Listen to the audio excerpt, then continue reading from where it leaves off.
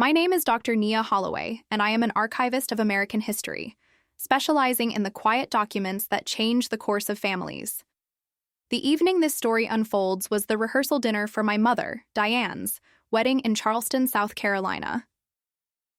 It wasn't just a dinner. It was a grand, meticulously orchestrated social performance held at the storied Hibernian Hall, the air thick with the scent of jasmine and the heavy perfume of Old South money.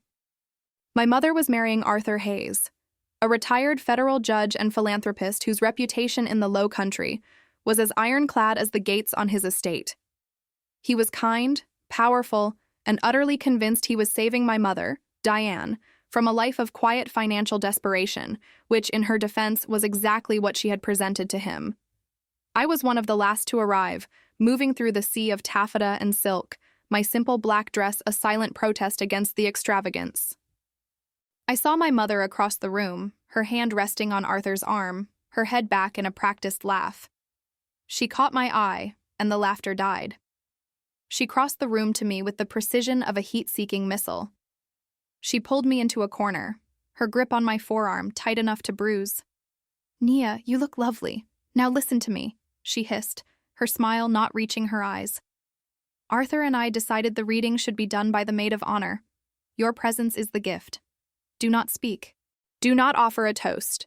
You nod, you smile, and you leave them wanting less of your analytical stare." I knew exactly what she was talking about. It wasn't my stare she feared. It was the letter currently tucked securely inside the antique leather folder I carried. The letter that detailed a lie so profound it would not just end her wedding, but shatter the carefully curated reality she had built for 2 decades. I simply smiled back, the calmest person in the entire historical hall, and said, "Understood, Mom. No speaking." The signal for the toasts was given. My mother was radiating triumph, certain she had neutralized her only threat. But as the minister finished his blessing, Arthur, the groom, stood up, his voice booming with the authority of the courtroom he had left behind. "Before we begin, I want to deviate from the script for a moment." He looked straight at me, past my mother, whose composure instantly cracked. "Nia, my dear, I know your mother told you to observe tonight, but I insist. I recently learned of a document you discovered in your archival work. A family piece. I believe it is essential to the vows we intend to share tomorrow. It speaks to truth and foundation. Will you please honor us all by reading it now?"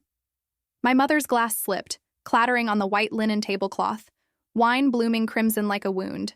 Her face drained of all color, instantly replacing the fake confidence with raw, undiluted panic. She reached for Arthur's arm, her fingers clawing at his sleeve. "Arthur, no, that's unnecessary. It's too personal. It's not for this setting," she pleaded, her voice cracking. But Arthur just offered her a gentle, polite smile and stepped aside, gesturing toward the small antique lectern at the front of the room. Every one of the 50-something guests, all the pillars of Charleston society, all the judges, the senators, the old money, were staring. And they weren't staring at the nervous bride. They were staring at me, the dutiful, quiet daughter who was now holding the detonation trigger. I walked slowly to the lectern, the leather folder heavy in my hand. I opened it, the silence so profound I could hear the faint, historic groan of the old oak floorboards beneath my feet. This was it. The moment I had planned for years. Before I read the first word, before I light the fuse on this whole lavish fairy tale, I need you to know that stories like mine, where you're forced to choose between family loyalty and your own integrity, happen every day. If you've ever had to hold the truth in your hands and decide when to drop it, go ahead and hit the like button and subscribe right now because trust me, you are going to want to hear every syllable of what I'm about to read. It's the kind of story that only happens when someone finally stops accepting the role they were assigned and decides to write their own ending. This document wasn't just a letter, it was my quiet, strategic demolition of a lifetime of manipulation, and the crowd was leaning forward, desperate for the first spark. My earliest memory of my mother, Diane, is not a lullaby or a comforting embrace. It's the chilling, definitive statement she used to make about our life. "Nia, we must protect the illusion at all costs." We lived in a beautiful Victorian home in the historic district of Savannah, Georgia, where I spent my childhood absorbing the city's complex history, unaware that the real, toxic history was unfolding behind our own lace-curtained windows. As I grew, so did her paranoia, always focused on maintaining the facade of success and happiness. She was a master of misdirection, a curator of convenient half-truths. Her entire life was a performance, designed to keep her comfortable position in the social hierarchy. I left Savannah for the University of Atlanta at 18, not just to study, but to breathe, to escape the suffocating weight of her expectations and secrets. I majored in history, eventually becoming an archivist, spending my days surrounded by documents and deeds, the tangible evidence of what people try to hide. The irony was profound. I studied the past so I could finally understand the foundation of my own. For years, my relationship with my mother consisted of polite, superficial calls and mandated visits for holidays, always on her terms. Then, 2 years ago, she met Arthur Hayes. The difference in their fortunes was staggering. Arthur's wealth was generational, built on integrity and a distinguished career. My mother, in contrast, was barely keeping up the Savannah house payments, always one crisis away from total collapse. Her courtship with Arthur was her final, most desperate project. She played the part of the refined Southern widow to perfection. The problem? Her late husband, my father, hadn't just passed away. He had died, leaving behind a mountain of debt, incurred when he tried to save a community center she secretly mortgaged to cover a personal business failure she kept from him. This was the betrayal. This wasn't just my inheritance. It was the legacy of a man she pretended to mourn. I learned the truth a year ago while cataloging a private collection of deeds for a local foundation in Charleston.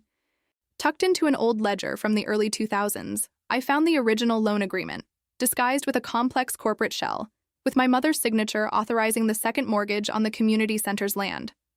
I also found a letter, written by my father, but never sent, dated 2 days before his death.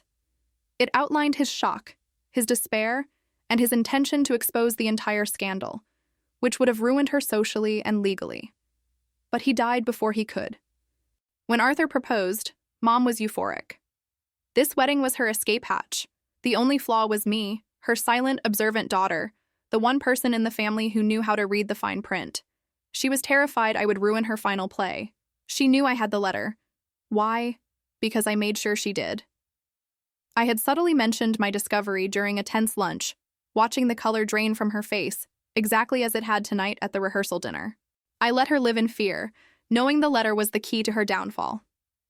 But my revenge was never about money or social standing. It was about forcing an honest conversation, a demand for the truth she had denied me and my father for years.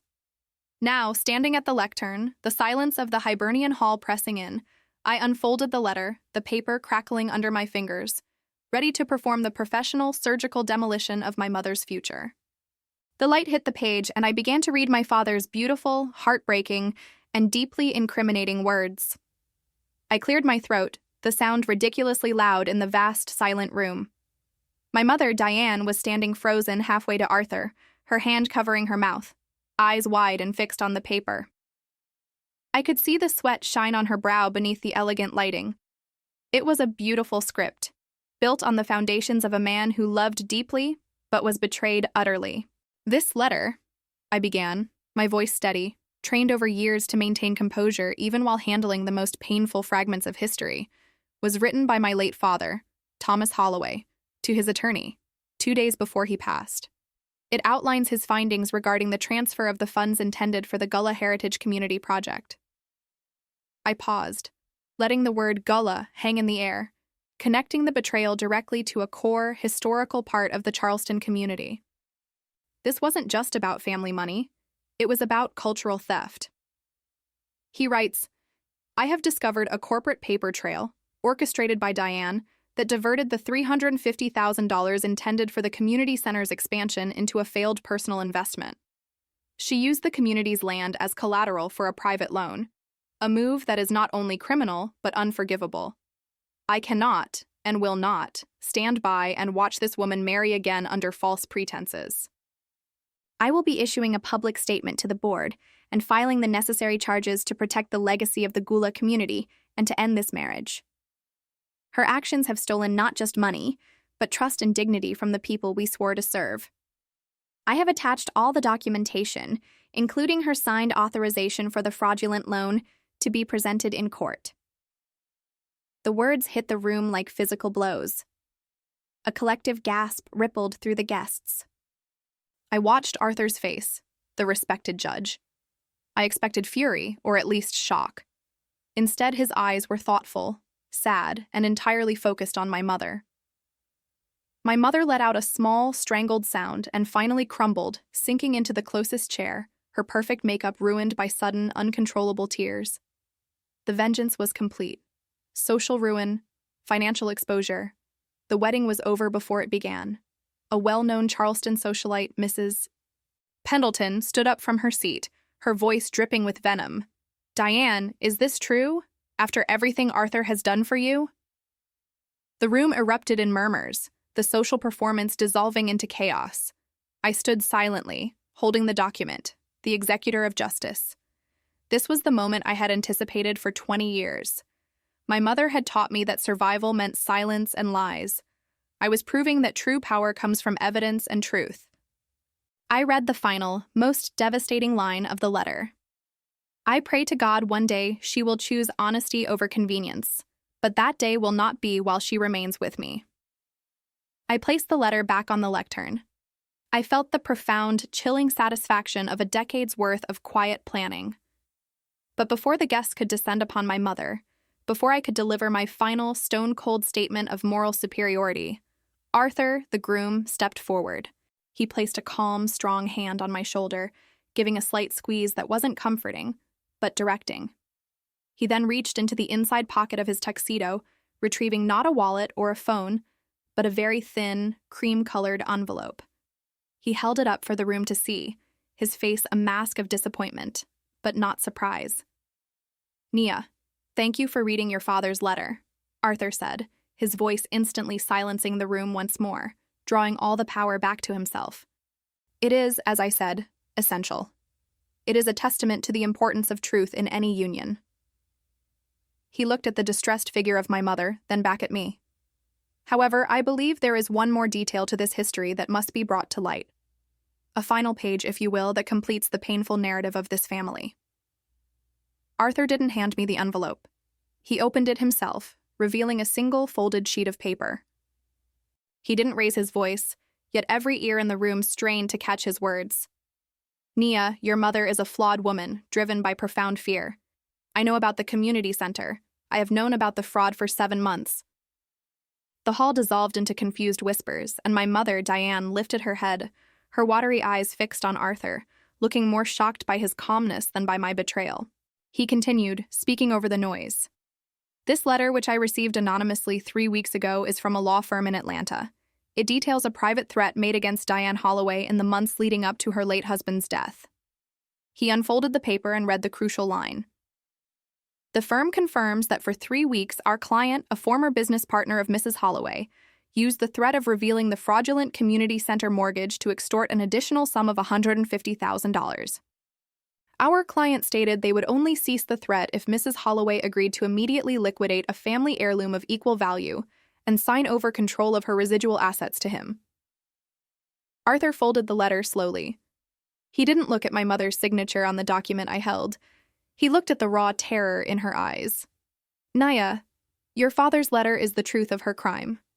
This letter is the truth of her desperation. She didn't mortgage the center to buy a new car or a new life. She did it to cover a business failure. But she didn't then expose her crime because she was being leveraged to protect a family member from a separate, unspeakable tragedy years before.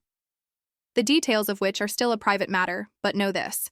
She had an initial bad choice, and then she made a sequence of terrible choices to cover the first one, all stemming from a single, flawed belief that silence was protection.